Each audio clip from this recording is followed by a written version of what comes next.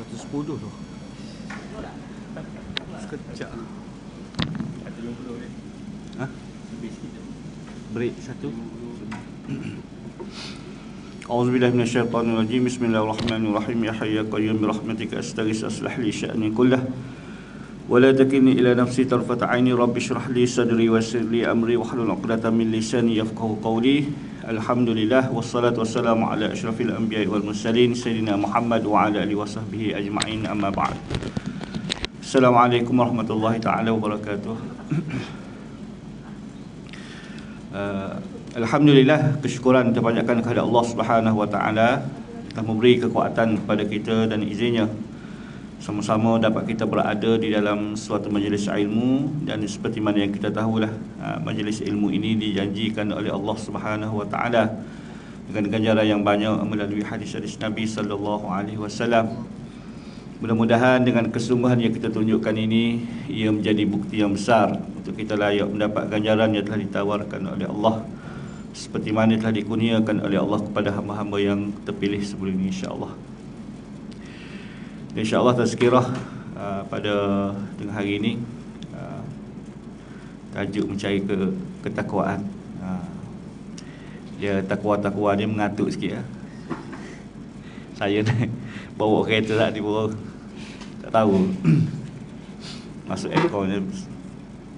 Baik. Demikianlah masa ni bergerak dengan begitu pantas. Barangkali kita merasakan, rasa tak rasa lah, tapi no tu kira penghujung dah Ramadan ni. Masa ni bergerak dengan begitu pantas. Barangkali inilah yang telah disebut oleh Nabi SAW, iaitu wa yataqarabuz zaman. Masa ni dia dekat di antara satu sama lain. Masa bertambah cepat, sampailah satu ketika ataupun satu waktu yang tak disebut kita semua ni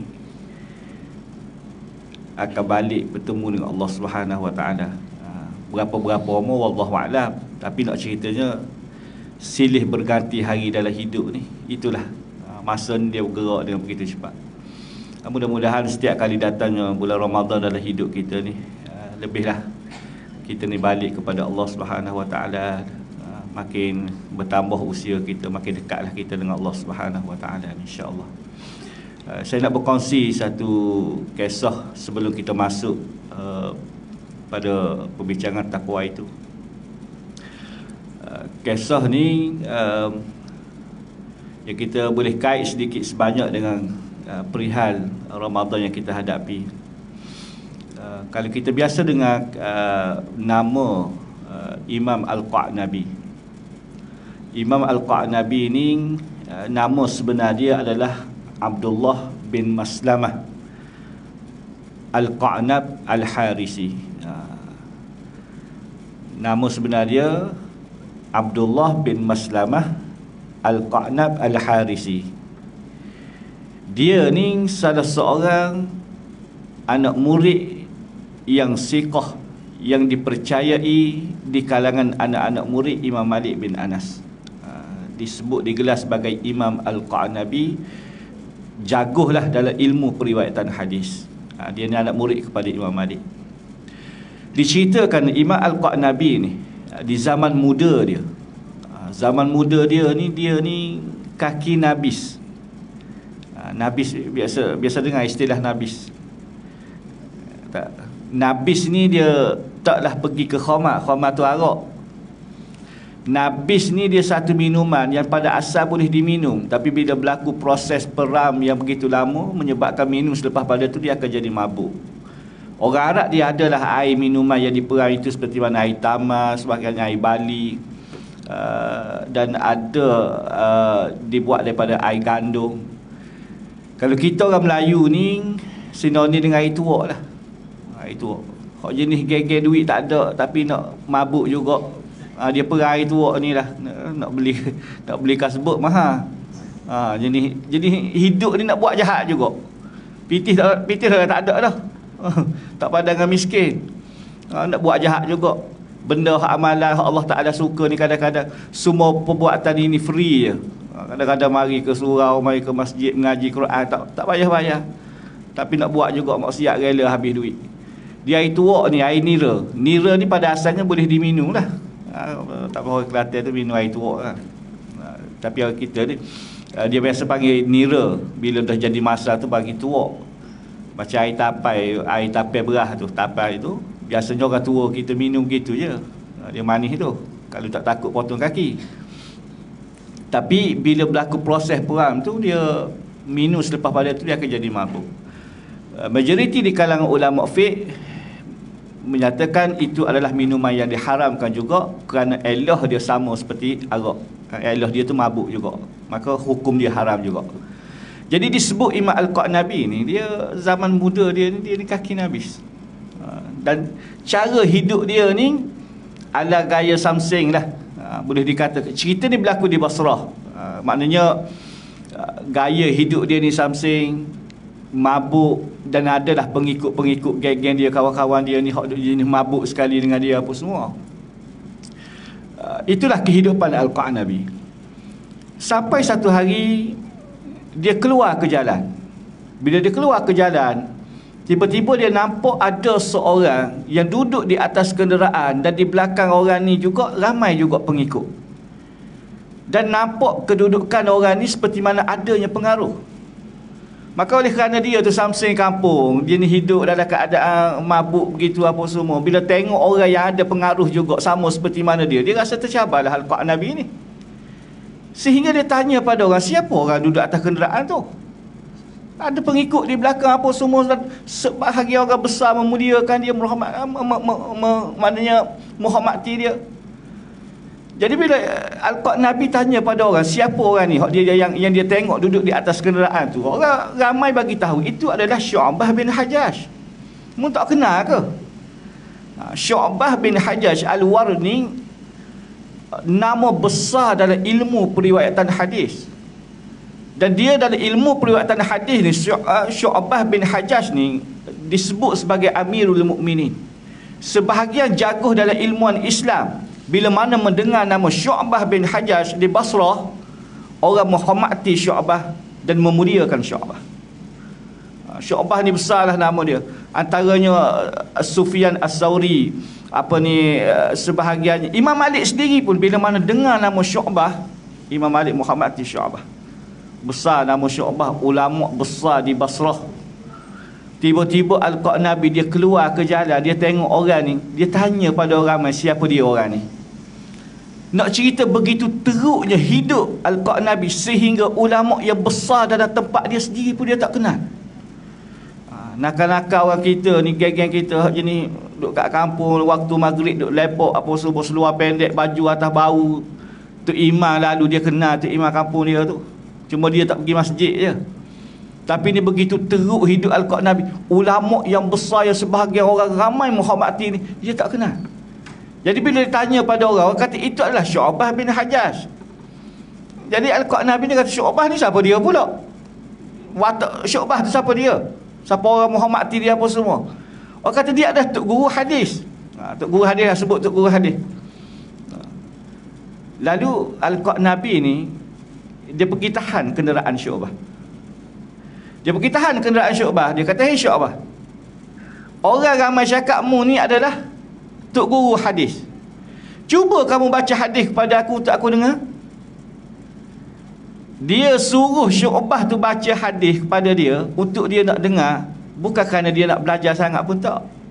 Orang panggil muqaddimah untuk nak cari balah. Kalaulah mungkin orang kata Syu'bah tu Tok Guru silat, mungkin Al-Qanabi ni akan pergi di hadapan Syu'bah. Hei Syu'bah, orang cakap mu ni Tok Guru silat, cuba mu buka bunga silat sikit aku nak tengok. Nak tengok di situ lebih kepada beli dan lebih kepada nak ragi orang je, bukan nak belajar sungguh pun. Kalau nak belajar ni taklah siapa tengah jalan begitu tahan orang tu. Jadi Al-Qanabi pergi tahan kenderaan Syu'bah. Dia kata, orang ramai bagi tahu mu ni Syu'bah adalah Tok Guru hadis. Cuba kamu baca hadis kepada aku untuk aku nak dengar. Lalu Syu'bah kata, buat apa aku nak baca hadis padamu? Aku kenal mu pun tak, tiba-tiba mari tahan orang tengah-tengah jalan. Orang ada destinasi yang orang nak pergi apa semua, mari tahan, tidak beradab apa. Dan sekalipun kalau mu nak mendengar hadis, nak belajar hadis, ini bukan tempat dia, kata Syu'bah. Aku tak akan baca hadis yang kamu suruh Suruh orang semena-mena begitu je. Tak menghormati orang apa semua. Bila Syu'bah marah pada dia ni, Al-Qa'an Nabi ni dia hidup dia samsing. Dia keluarkan pisau dia, senjata dia. Senjata pisau lah. Bila dia keluar pisau, dia hunus di hadapan Syu'bah. Tok guru besar di tempat dia tu, dia hunus pisau tu. Bila dia hunus pisau, dia kata, "Hei Syu'bah, tuhaddisuni au ujarrihu." Mu nak baca tak hadis kepada aku untuk aku dengar, ataupun nak suruh aku cederakan kamu? Dia ugu. Dia ugu Syu'bah. Jadi bila dia ugu, suruh baca, siapa nak cederakan orang apa semua, maka Syu'bah ni ada orang tua, Tok guru. Jadi dia kata, tak apalah, oleh kerana mu ni nak dengar sangat hadis kan, mu dengar elok-elok aku baca ni. Kalau kita kira ni tak beradab lah, tak kenal orang dah satu hal, mari-mari tahan orang tengah jalan, tiba-tiba suruh cerita kepada dia apa semua. Lepas tu orang tak nak cerita, ugu pula, bunuh dengan pisau. Tapi oleh kerana Syu'bah nak mengelak mudarat yang lebih besar pada tu, menyebabkan Syu'bah kata, oleh kerana mu nak dengar sangat hadis, okey, dengar elok-elok aku baca ni. Syu'bah ni dia banyak meriwayatkan hadis. Sudah tentu dia banyak mengingati hadis apa semua. Jadi dia teruslah dalam kepala dia satu hadis yang kena dengan situasi yang berlaku tu. Jadi Syu'bah kata, dengar elok-elok aku nak baca ni. Lalu Syu'bah baca, "Haddatsani Mansur Ar-Rabai an Abi Mas'ud Al-Ansari anin Nabi sallallahu alaihi wasallam, idza lam tastahi fasna' ma syi'ta." Kisah ni masyhurlah disebut dari sebahagian besar ulama. Syu'bah kata, telah dikhabarkan kepada aku daripada Mansur, daripada Rabai, daripada Abi Mas'ud Al-Ansari, daripada Nabi sallallahu alaihi wasallam, bahawasanya Nabi bersabda, "Iza lam tastahi fasna' ma syi'ta." Apabila mu ni tidak ada sifat malu, maka buatlah apa yang kamu nak buat. Dia satu sindiran daripada Syu'bah, dan hadis ni ada bentuk sindiran daripada Nabi sallallahu alaihi wasallam. Sebab tu sebahagian hadis yang lain menyebut malu ni adalah sebahagian daripada iman, bukanlah separuh, maknanya termasuk sebahagian daripada iman malu ni. Sebab kadang-kadang manusia ni kerana ada malu dalam hidup, kadang-kadang malu menjadi benteng yang terakhir menyebabkan dia tak buat sesuatu perkara yang melanggar syariat. Kadang sampai satu kemuncak, dia tak fikir dah dosa pada, kesan daripada dosa, kesan daripada murka Allah, dia tak fikir, dia nak buat dah. Sampai satu tahap bila mana nak buat, dia akan fikir, kalau aku buat orang tahu macam mana, tahu kat mak aku, tahu kat ayah aku, tahu kat jiran aku, tahu kat keluarga aku, menyebabkan dia tak buat. Kerana dia rasa malu dalam hal tu, maka menyebabkan dia ni tak buat. Sebab tu kadang malu ni benteng yang terakhir. Tapi manusia bila tidak ada sifat malu dalam hidup, habis dah. Waktu yang duduk berjoget, isteri berjoget, suami ambil video, lepas tu post pula kat orang ramai, sebab tak ada malu dah. Padahal benda yang dalam rumah cukup keluarga mu lah. Siapa apa nak tayang, siapa tahap pun puluh-puluh ribu tengok, makin rasa bangga pula. Kita dedahkan keadaan isteri itu kerana manusia di akhir zaman sudah tidak ada sifat malu. Jadi Syu'bah ni baca, "Iza lam tastahi fasna' ma syi'ta." Apabila mu tidak ada sifat malu, maka buatlah apa yang kamu nak buat. Maksud Syu'bah itu sindir kepada Al-Qa'an Nabi, kerana mu tak kenal orang satu hal, mari tahan orang tengah jalan, tiba-tiba mari nak balas dengan orang, tunjuk pisau pula. Apa ni hidup ni? Maknanya begitu. Jadi Al-Qa'an Nabi kata, bila mana dibaca hadis tu kepada aku, menyebabkan aku jadi tergamar. Tergamar tu maknanya dia jadi satu sindiran dan pukulan yang kuat di atas kepala aku. Walaupun Syu'bah tak ada buat apa, baca hadis tu je, menyebabkan dia jadi, Allah, apa hidup aku ni? Jadi rasa macam kena sindir lah, terasa sangat. Lalu dia tergamar, dan pisau yang dia hunus di hadapan Syu'bah dia jatuhkan. Kemudian Al-Qa'an Nabi dia pusing, lalu dia berlari balik ke rumah dalam keadaan fresh pada diri dia, macam seolah-olah hidup ni apa dia ni. Sampai ke rumah, dia tuangkan ke semua nabi-nabi yang dia peram tu, minum-minuman hak duk mabuk dia duk minum tu, dia tuangkan ke semua dalam bekas apa semua. maka dia pesan pada khadam dia, dia bagi tahu, petang nanti mungkin di kalangan kawan-kawan aku akan datang ke rumah untuk nak minum seperti mana hari-hari biasa, nak mabuk seperti mana hari-hari biasa. Bila mereka datang nanti, cakap kepada mereka bahawasanya nabis-nabis arak ni sudah tidak ada lagi di rumah Al-Qa' Nabi. Dan kalau mereka bertanya tentang diri aku, bagi tahu juga kepada mereka bahawasanya Al-Qa' Nabi sudah tidak ada di Basrah. Dia hancurkan ke semua terpayang bekas-bekas arak apa semua. Dia ambil kain baju dia keluar daripada Basrah dan dia menuju hidup dia di Madinah. Dia pergi ke Madinah, bawa diri dalam keadaan ferah pada diri itu, dia bawa diri dia duduk di Madinah. Waktu dia duduk di Madinah, waktu itulah Al-Qa' Nabi ni dia lazimkan hidup dia di masjid Nabi SAW. Jadi isah kena hadis tu daripada Syu'bah tu, jadi isah duduk di Madinah, pergi masjid Nabi. Waktu aku lazimkan hidup aku di masjid Nabi itu, waktu itulah aku melihat seorang tokoh yang besar sedang mengajar di masjid Nabi SAW, iaitu Imam Malik bin Anas. Imam Malik ni kalau dia nak mengajar dalam masjid Nabi, putih pakaian dia, dia tak pakai colour lain, putih pakaian dia, putih janggut dia, bersih keadaan Imam Malik ketika mana nak masuk dalam masjid Nabi tu kerana nak mengajar, kerana di situ mempunyai makam Rasulullah SAW, kerana menghormati Nabi SAW. Jadi aku tengok Imam Malik dan aku lazimkan hidup aku dan hadir dalam kuliah Imam Malik. Aku mengaji.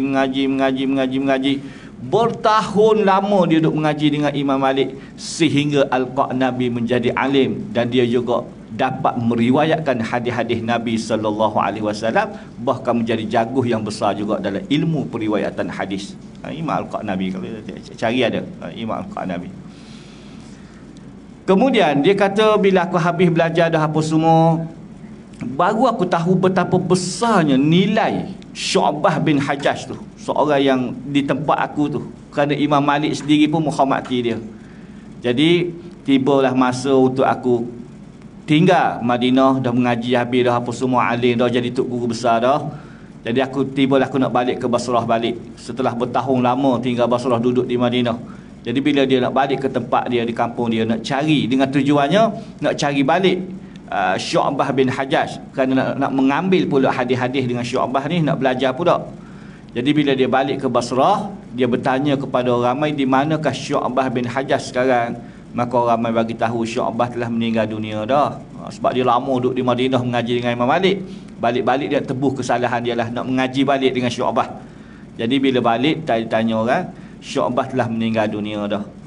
Jadi kata Al-Qa' Nabi, dalam banyak-banyak aku meriwayatkan hadis-hadis Nabi SAW, tidak ada satu jalan pun hadis yang aku meriwayatkan itu melalui jalan Syu'bah, melainkan satu hadis je kata dia, iaitu hadis iza lam tastahi fasna' ma syi'ta. Hadis itulah waktu dia dengar kena sindir dulu, dia ingat siapa ketua dia. Mana dia kena sindir tu, dia ingat siapa, jadi dia meriwayatkan hadis tu. Apa yang saya nak cerita pada kisah ni, kita kongsi bagaimana begitu teruknya hidup Al-Qa' Nabi di zaman muda dia. Dengan sepotong hadis yang pendek yang dibaca oleh Syu'bah bin Hajjaj, Al-Qa' Nabi dapat berubah hidup dia secara keseluruhan sehingga menjadi jaguh dalam ilmu Islam. Maka kita pun begitu jugalah dalam hidup ni. Kita perlu mencari sesuatu yang kadang-kadang sesuatu tu biar boleh mengubah kehidupan kita secara keseluruhan. Jadi benda-benda yang seperti ini, terutamanya ketika mana sakit-baki bulan Ramadan yang ada ni, biarlah kita mencari sesuatu di bulan Ramadan ni. Amalan-amalan yang kita lakukan apa semua yang tak biasa kita buat di bulan-bulan lain, kita buat di bulan Ramadan. Biarlah 1, 2, 3 amalan yang kita buat ni dapat mengubah hidup kita bila mana kita keluar daripada Ramadan ni. Maknanya kalau dulu tak pernah solat witir mungkin, jadi dah kita sinoni dah dengan witir, tarawih apa semua, maka keluar daripada ni, kita amalkan dalam hal tu. Nak senang ceritanya, biar kerana hadir Ramadan dalam kehidupan kita ini, dia dapat mengubah kehidupan kita secara keseluruhan. Allah Ta'ala sebut wa tilkal ayyam nudawiluha bainan nas. Demikianlah hari-hari silih berganti dijadikan dalam hidup manusia. Kita ni mesti bergerak ke arah yang lebih baik. Kita taklah bermula dalam keadaan soleh, tapi kita mesti diminta bergerak ke arah yang lebih baik, ke arah yang lebih baik. Mudah-mudahan setiap kali datang bulan Ramadan adalah penambahan yang baik pada diri kita. Kalau tak secara keseluruhan pada diri kita pun, maknanya bertambah baik hidup, tahun ke tahun, tahun ke tahun, sampai satu ketika kita semua akan dijemput oleh Allah Subhanahu Wa Taala. Dulu kita kisahlah sikit. Baik. Antara yang penting juga ialah bila mana kita ni keluar Ramadan, kerana kita tahu semua Ramadan ini diwajibkan puasa kepada kita ni kerana nak melahirkan orang yang manusia yang bertakwa. La'allakum tattaqun, biasa ustaz-ustaz duk baca mungkin pada awal Ramadan tu ayat tu. Jadi objektifnya puasa ini nak melahirkan generasi yang bertakwa kepada Allah. Baik, takwa ni apa dia? Banyaklah di kalangan ulama tentang definisi takwa itu. Cumanya yang masyhurnya yang disebut oleh Sayyidina Ali, takwa ini maknanya kita pastikan keluar daripada Ramadan, pastikan 4 ciri kena ada pada diri kita. 4 ciri itu ialah disebut oleh Sayyidina Ali, at-taqwa huwal khawful minal jalil, wal ridha bil qalil, wal amalu bit tanzil, wal isti'da li yaumir rahim. Takwa ni ialah kena ada dalam diri kita sifat yang takut pada Allah Ta'ala. Maksud takut pada Allah dalam kehidupan ni, bila mana kita nak buat sesuatu perkara yang bercanggah dengan syariat, kita ni berfikir panjang. Berfikir panjang, aku buatkan berdosa benda ni. Dia kadang-kadang setengah orang dia mari dengan keadaan tak khabar, dia kata macam contoh dalam sudut mari marah, mulut jadi nak mencarut. Semayang time kita zikir alhamdulillah, tapi time nak marah memang tak boleh. Tambah-tambah tengah bawa kereta bodoh, dia keluar. Jadi bila orang ada sifat takwa ni, bila dia nak keluar mencarut tu, aku carutkan dosa pula kata dia, itu ciri orang yang bertakwa. Maknanya adalah orang yang takut pada Allah Ta'ala. Nak buat sesuatu, kadang-kadang diri tu naik dah untuk nak buat sesuatu benda tu, tapi berfikir panjang, kan aku buatkan dosa pula, menyebabkan tertahan benda tu. Kalau marah-marahkan jadi lain, tertahan benda tu. Tu maknanya orang yang takut pada Allah Ta'ala. Dan kalaulah benda tu terlepas juga buat, maka menjadi orang yang beristighfar dan memohon keampunan daripada Allah Ta'ala. Maknanya setelah kata-kata contoh terbuat juga, tahan terkeluar juga, maka orang ni cepat-cepat beristighfar, kerana dia tahu apa yang dia buat itu ada satu kuasa yang boleh bertindak ke atas diri dia, yang menyebabkan dia ini dikira dosa di sisi Allah Subhanahu Wa Taala, menyebabkan dia beristighfar, memohon keampunan. Itu adalah orang yang perangai ni ada perasaan yang takut pada Allah Subhanahu Wa Taala. Ni dia. Kan ada kan setengah orang tai-tai nak marah, aku tak kira dah dosa tak dosa, ikut dia lah. Sedap dia. Ni mana orang yang tak takut pada Allah. Maknanya dia takut pada Allah ni, dia tak sama seperti mana kita takut dengan makhluk. Takut dengan makhluk ni, makin kita takut makin kita lari. Orang kata kat hutan tu ada gajah. Gajah ni kita takutlah besar. Tapi besar-besar gajah ni, setahun berapa kali orang mati dengan gajah. Kadang-kadang setahun berlalu tak dengar apa orang mati kena pijak kat gajah. Tapi sekecil-kecil nyamuk, ramai mana, tu tanya KKM tu, ramai mana mati dengan nyamuk Aedes. Jadi kalau takut dengan gajah, makin orang takut makin orang lari. Naik motor tak ada lesen, orang kata roblok kat depan, takut dengan polis, makin takut makin lari lah. Orang tak masuk dekat lah dengan polis tu. Sebab takut. Takut pada Allah Ta'ala ni, makin takut dia makin dekat. Dia tak sama dengan takut dengan makhluk. Makhluk ni semua apa yang kita takut, mesti kita jauh dengan dia. Sebab kita takut. Tapi Allah ni makin kita takut, makin kena dekat. Makin kita takut, makin kena dekat. Itu adalah at-taqwa wal khawful minal jalil. Kemudian waridha bil qalil. Kena ada sifat dalam diri ni lepas pada Ramadan, redha dengan pemberian Allah walaupun sedikit. Setelah kita berusaha dah, makna sungguh dah dalam hal sesuatu perkara, tiba-tiba tu je yang Allah Ta'ala kurnia kepada kita. Maka kena ada sifat redha tu. Sifat redha dengan pemberian Allah walaupun sedikit. Kadang manusia hari ni kerana tak ada sifat redha tu, kadang-kadang nak makan harta orang secara batin. Tak boleh terima dengan hakikat diri, dengan keadaan diri apa semua. Kadang-kadang dia berfikir dalam siapa nak makan harta orang dengan cara yang salah, jadi nak tipu orang kerana nak perkara lebih, sebab tidak ada sifat redha. Dia kalau redha tak ada dalam diri kita terhadap Allah Subhanahu Wa Taala, ia akan masuk pada sifat yang tamak pula. Bila tamak ni lah macam-macam orang yang boleh buat tu, sehingga langgar syariat Allah Ta'ala pun, makan hak haram pun ambil apa semua, kerana mempunyai sifat tamak dalam diri. Kita orang Melayu ni, cerita dongeng ke cerita betul ke, kita tak pernah dengar lagi lah orang yang sifat tamak untung. Biasanya cerita-cerita hak dongeng ataupun cerita betul, biasanya istilah orang kita kata orang tamak ni selalu rugi lah.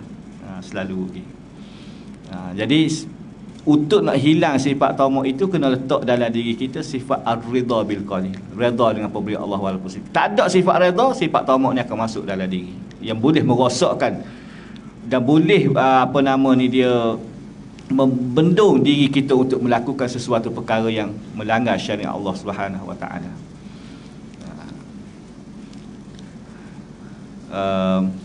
Masa ada lagi sikit. Tuan-tuan biasa dengar cerita Nabi Isa dengan orang Yahudi. Ini nak cerita orang yang tamak. Orang yang tamak ni selalu rugilah. Dia cerita ni disebut oleh Wahab Munabbih. Wahab Munabbih ni salah seorang ulama di kalangan tabi'in. Dan cerita ni tak disebut dalam hadis pun. Bahkan cerita kisah dalam Israiliyat. Cuma dalam ilmu tasawuf masyhurlah cerita ni. Cerita yang boleh mendidik hati kita, memberi pengajaran supaya kita didik hati kita ni ada sifat sentiasa syukur dan redha dengan pemberian Allah. Maknanya dia, kisah dia ni, satu hari Nabi Isa AS, Nabi Isa ni dia ajak orang Yahudi untuk berjalan musafir. Pergi berjalan musafir. Kita nak kenal orang, kalau tahap berkawan hanya sekadar duduk kedai kopi, duduk kedai mamak sembang, lepas tu esok begitu juga apa semua, kita tak akan kenal perangai orang. Mereka salah satu untuk nak kenal perangai orang macam mana, kena pergi berjalan musafir sekali. Waktu bermusafir itulah boleh tahu keadaan orang tu macam mana. Boleh tupang ke tak boleh tupang, orang ni baik ke tak baik, sungguh ke macam ni, waktu itulah. Jadi Nabi Isa ni ajak orang Yahudi ni untuk berjalan musafir. Jadi Nabi Isa kata, nak bermusafir ni kena ada bekal, bawa bekal. Jadi orang Yahudi ni nak ikut Nabi Isa, dia bawa bekal untuk berjalan musafir ni, gharifat, 2 biji roti yang besar, sebagai bekalan untuk berjalan musafir lah. Nabi Isa bawa gharif, sebiji roti yang besar. Yahudi bawa 2, Nabi Isa bawa sebiji. Duduk dalam bekas masing-masing, letak dalam bekas masing-masing, dan masing-masing tak tahu apa yang mereka bawa. Jadi bila mereka nak keluar untuk berjalan musafir ni, Nabi Isa kata, dah kita nak musafir 2 orang, makanan hak masing-masing kita bawa ni kita catung sekali lah. Catung sekali, nanti nak makan, nanti kita makan sekali ramai-ramai. Maknanya orang panggil berpakat lah makanan tu. Maknanya, jadi orang Yahudi ni bila Nabi Isa ajak kongsi makanan tu untuk letak dalam satu bekas, Yahudi kerana mempunyai sifat tamak dalam diri ni, dia jeling pada bekas Nabi Isa. Dia tengok tengok-tengok bekas Nabi Isa ni besar. Sebut plastik lah, plastik makanan Nabi Isa ni besar. Maka bila tengok besar, timbullah sakaan pada diri dia, sudah tentulah Isa ni bawa makanan yang banyak, sebab plastik tu besar. Jadi kalau kongsi makanan dengan Isa ni, boleh makan sekali ya, habis hak bahagian aku boleh makan hak dia pula, sebab kongsi makanan tu. Jadi Yahudi ni sanggup untuk kongsi makanan dengan Nabi Isa. Dia tak tahu Nabi Isa bawa sebiji roti ya. Jadi nak mulakan perjalanan, Nabi Isa kata mu pegang dah plastik makanan ni, mu pegang, aku yang tunjuk jalan.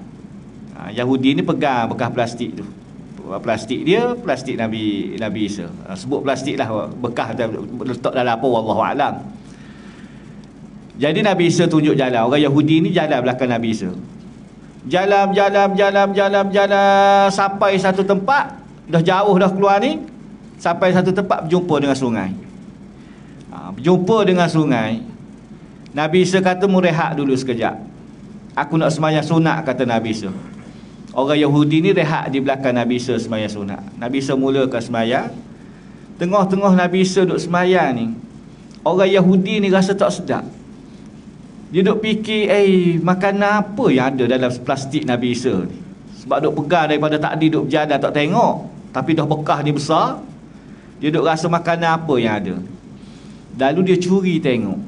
Dan Nabi Isa duk sembahyang sunat, dia duk belakang. Nabi Isa tak nampak. Dia ni curi tengok, buka plastik Nabi Isa, tengok-tengok ada sebiji roti je. Rupanya bekas je yang besar. Bila tengok ada sebiji roti, dia bawa 2 biji roti. Maka timbullah rasa menyesal dalam diri dia kerana berkongsi makanan dengan Nabi Isa. Sebab dia bawa 2, Nabi Isa bawa 1, jadi 3. Bila nak makan, sudah tentulah akan dibahagikan sebiji setengah seorang. Jadi habis hak dia separuh tu.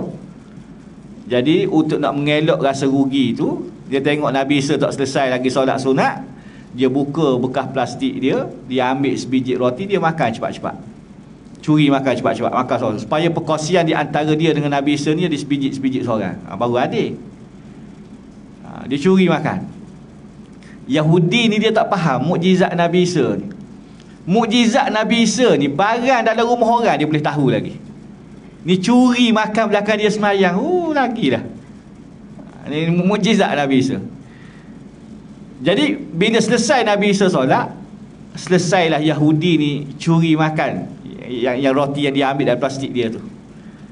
Lepas pada Nabi Isa paling tengok Yahudi ni buat tak tahulah, buat lapar. Jadi Nabi Isa kata, sebelum kita nak meneruskan perjalanan ni, kita makan dululah, kata Nabi Isa. Buka tu bekas makanan, kita makan dulu, tambah tenaga. Sekejap lagi kita sambung perjalanan. Orang Yahudi ni dengan muka, buat muka lapar tu, dia buka bekas plastik. Dia ambil roti sebiji hak dia buka bekas Nabi Isa, dia bagi kepada Nabi Isa sebiji. Lalu makanlah mereka ni. Tengah-tengah duk makan, tiba-tiba Nabi Isa tanya, roti sebiji lagi duk kat mana? Terkejut Yahudi ni. Nabi Isa tahu kat mana. Bekas tu dia pegang daripada awal perjalanan. Dia curi makan tadi pun roti dia. Nabi Isa tak tahu. Tiba-tiba tengah-tengah duk makan, Nabi Isa kata roti sebiji lagi duk kat mana ni? Mukjizat Nabi Isa ni boleh tahu. Jadi orang Yahudi ni dia nak menipu Nabi Isa. Dia sanggup bersumpah. Dia kata wallahi ma kana illa raghif wahid. Demi Allah roti tu ada sebiji tu je. Wahai Isa, hak mu makan sebiji, aku makan sebiji, tak ada lain. Hak mana lagi? Mu tanya hak mana lagi, tak ada dah. Hak ni lah kita makan, ni lah roti. Nabi Isa tengok kat orang Yahudi tak apalah. Dah mu tak nak mengaku, tak apa. Jadi selesai mereka makan, orang Yahudi ni tanya, kita nak menyeberangi sungai macam mana ni? Sungai kat depan kita, perahu pun tak ada apa semua ni. Nabi Isa kata, menjaga risau. Mu pegang pada tubuh aku, insya-Allah kita boleh mutasi sungai ni melalui berjalan kaki begitu je. Nabi Isa baca Bismillahirrahmanirrahim. Orang Yahudi ni pegang pada tubuh Nabi Isa. Dengan izin Allah Ta'ala boleh berjalan atas air begitu je. Getah sungai tu boleh berjalan lagi sampai ke seberang sana. Yahudi ni terkejut tengok. Terkejut tengok Nabi Isa boleh berjalan atas air, satu hal. Yang keduanya, dia tak ada kelebihan apa-apa pun, pegang pada tubuh Nabi Isa dengan dia boleh berjalan atas air. Terkejut Yahudi ni tengok, lalu mengatakan, Masya Allah wahai Isa, tak pernah aku lihat orang yang sehebat seperti mana kamu yang boleh berjalan atas air ni. Mu adalah manusia yang aku sangat takjub, kata Yahudi ni. Mu adalah manusia yang paling hebat, tak pernah aku jumpa orang yang seperti ini.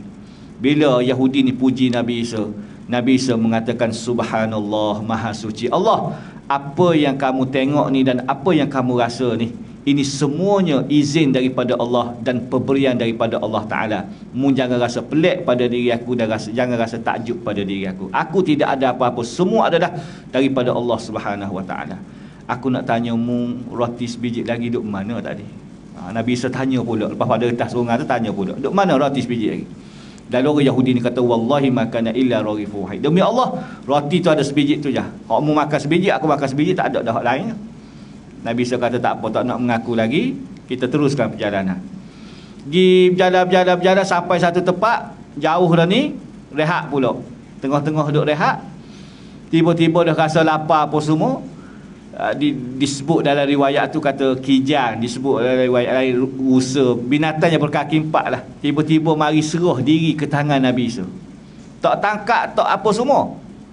Binatang tu mari serah tangan di tangan Nabi Isa tu. Lalu Nabi Isa ambil dan sembelih, lalu masuklah. Tak tahulah masuk BBQ ke apa semua, Allahu a'lam.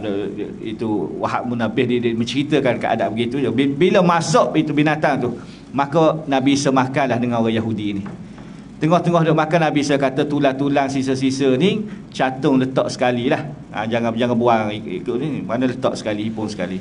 Jadi dah makan isi apa semua, tulang-tulang letak sekali. Habis selesai makan dah kenyang dah, tiba-tiba tengok-tengok tulang yang letak catung sekali, dia bercatung balik, bahkan binatang tu jadi hidup balik.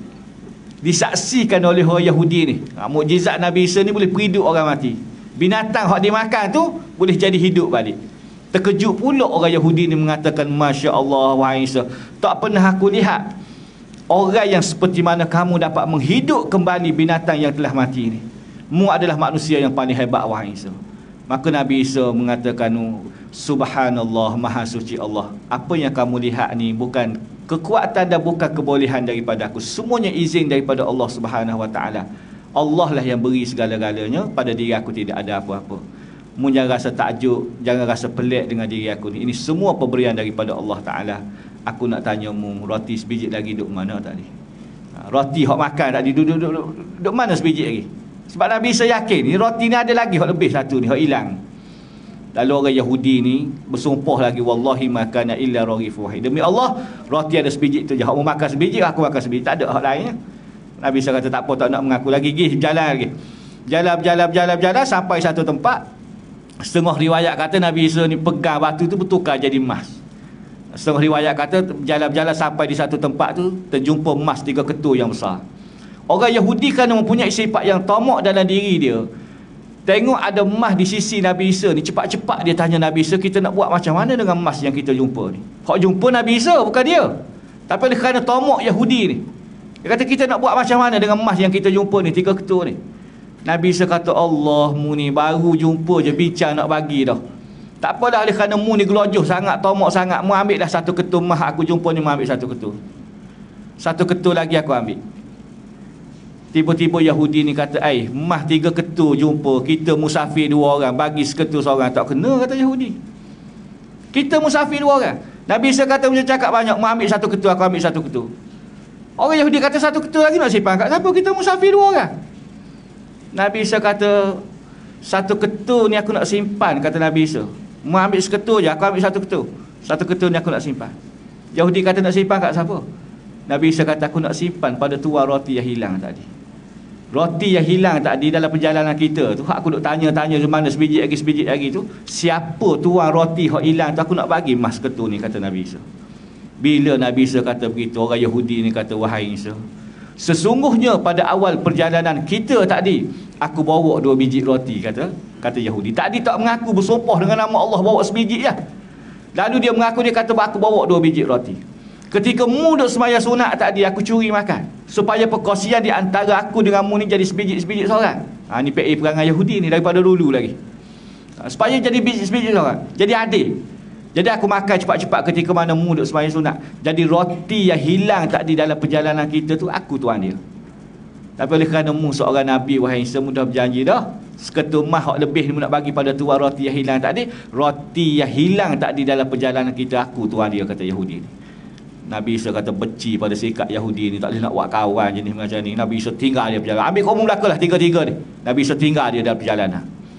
Bila tinggal dia dalam perjalanan, Yahudi ni dia tak ikut Nabi Isa. Dia rela tunggu emas 3 ketul tu. Dia tahu tengok Nabi Isa merajuk dah dengan dia, dia tak ikut Nabi Isa. Dia duk tunggu emas 3 ketul tu lah. Duk fikir macam mana nak buat balik, duk fikir macam mana nak buat balik emas 3 ketul. Nabi Isa tinggal dah dia ni. Tengah-tengah duk fikir macam mana nak buat balik, duk tunggu emas 3 ketul tu. Lalu datang perampok 3 orang. Untuk nak merampok emas di sisi Yahudi ni, tiga orang perampok ni pegang orang Yahudi ni bunuh. Bunuh Yahudi ni. Bila mana bunuh, mati. Masuk mati tu, persahabatan dengan Nabi Isa pun putus. Emas 3 ketul pun tak boleh. Dah mati dah. Makna akhirat pun tak boleh, dunia pun tak boleh juga. Lepas tu kemudian hak perampok ni bagi pula sebiji-sebiji seorang. 3 ketul ni dia bagi seketul-seketul seorang di kalangan mereka. Dia perampok ada kisah dia pula panjang lah, 150 lah tu. Kita sambung tahun depan pula perampok ni. Jadi nak cerita antara ciri yang bertakwa itu adalah kena ada sifat ar-ridha bil qalil, redha dengan pemberian Allah walaupun sedikit. Jangan bagi letak sifat tamak dalam diri. Kemudian yang ketiganya adalah wal amalu bit tanzil, kita sentiasa beramal dengan apa yang telah diturunkan oleh Allah Subhanahu wa taala. Dan yang keempatnya ialah wal isti'dad liyaumir rahim. Sibuk macam mana hidup kita, mesti kena ada masa waktu untuk melakukan persiapan berjumpa dengan Allah Subhanahu wa taala. Maknanya 4 ciri ni kena ada dalam diri kita selepas pada Ramadan. Takut pada Allah, redha dengan pemberian Allah walaupun sedikit, hidup sentiasa beramal dengan apa yang telah diturunkan oleh Allah, dan ada waktu dalam hidup kita ni melakukan persiapan untuk berjumpa dengan Allah Subhanahu wa taala. Mudah-mudahan keluar daripada Ramadan ni kita masuk Aidilfitri, diberi umur oleh Allah taala, supaya capailah objektif puasa kita, melahirkan generasi yang bertakwa pada Allah Subhanahu wa taala. Maka sekadar tu, wabillahi taufiq. Assalamualaikum warahmatullahi wabarakatuh. Wallahu a'lam.